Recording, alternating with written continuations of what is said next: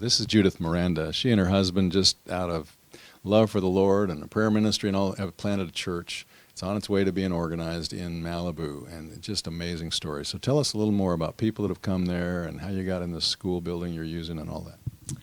Okay, we talked about how people would come. You know, one day, we always have to think of ideas, what to do, you know, because we're just lay people. And so with the ideas, we kind of put it together and, you know, we just pray that the Lord will bless it. One day, we wanted to have a crusade, you know, and we couldn't afford to bring in an evangelist because they're expensive. So I said, well, what if I bought the series and showed it on DVD? Well, of course, I prayed about that, and the Lord said, you go for it, Judith. And so I had Seminars Unlimited in Texas to make up wonderful cards, and we had them mailed them to every home in Malibu. And it was the prophecy series by Pastor Bradshaw for the It Is Written telecast. And it went around, and so many people came out. But one interesting lady came out. She brought her neighbors and her dogs. And they all came. They wanted to watch the program. So when she got there, we had song service and whatnot. And, of course, then came the DVD. She said, oh, I thought I would see Pastor Bradshaw in person. That's why I came. And we said, well, at the end of the corner on the postcard, it said DVD. So, but nevertheless, that was the way of the Lord bringing her there. And she came every night. And even when it was dwindling down, there wasn't much crowd. And I kind of said, oh, I wish it was more people. She said, why do you say that? I'm here. That's what matters.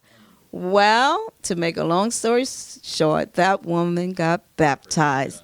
And she lives right there in Malibu. She's very influential. And so she's such a blessing to us.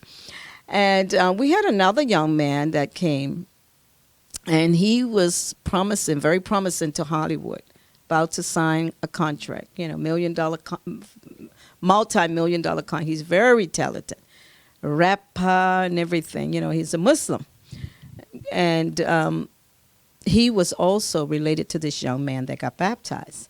And so when he was taking the Bible studies, and my husband made the appeal for all those who would like to give their hearts to God to raise a hand, and he did not raise his hand. And when my husband questioned him and said, wouldn't you like to be baptized? You've been here a while, 8-9 weeks. He said, nope, not right now. I have questions. So we spoke with his mom. And his mom told us, well, the reason why he's not getting baptized because he studies the Quran and the Bible. And he's not really convinced that this is what he wants. Well, anyways, that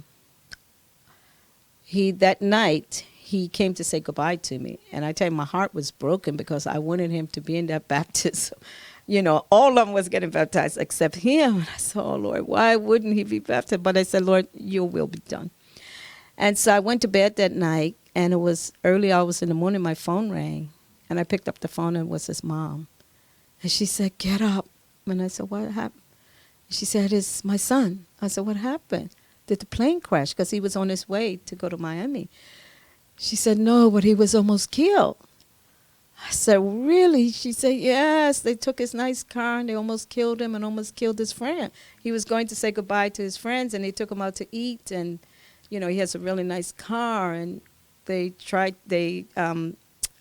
the car and almost killed him. So he was running for his life, and he ran, and the guys was chasing him.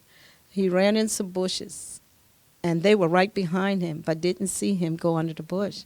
And while he was there, he pleaded with God and said, God, if Muhammad is your son, you tell me, and I will live for you. He said, but if Jesus is truly the Son of God, let my life live. I will tell the whole world that it's Jesus.